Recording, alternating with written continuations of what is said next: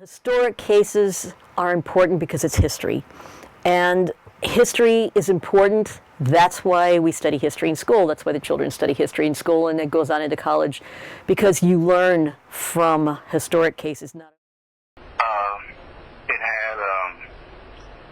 type of half moon type of shape, and it looked like a human eye, you know, and it was neon. It was lit up, self-illuminated, and it was neon, and it had like an eyeball, black spot in the middle of it. You know, it looked just like a human eye. It looked just like an eye, a human eye. And when it moved, it left images of itself that followed behind it, trailed behind it, you know, transparent images. It streaked through the sky, and it had a tail behind it. Just like you see if you had a sparkle and you twirl the sparkle around and it has that tail on it. And then it just came to a stop. I mean, as fast as it was going, it would have killed anybody as quick as it stopped. Okay. It was very large.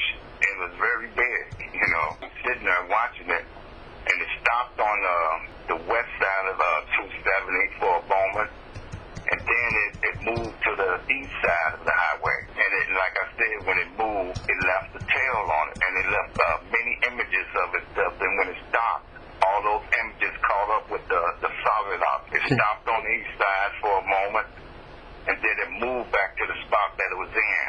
And then again, it left all these tails and images just like this, you know, several of them, until the images all caught up with the solid object. You know, whenever it moved, it left the tail of images. Like when it goes really fast, you can't see those images. It looks just like it has the tail.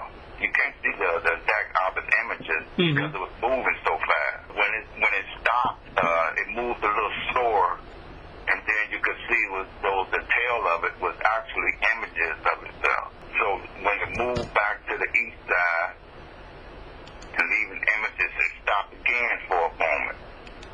And then it proceeded to descend very, very quickly. It descended down to right below the tree line, and you could see it through the trees.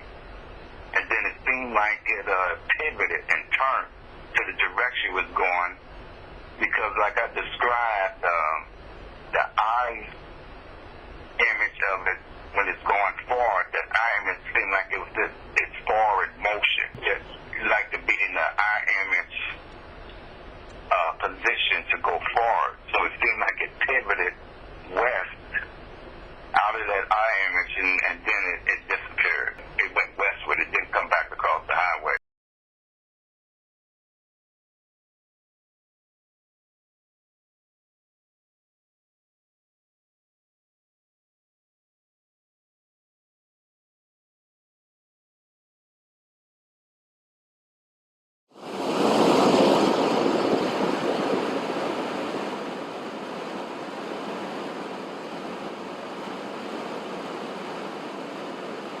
I'm Joe Palermo. I am Chief Investigator for Missouri MUFON.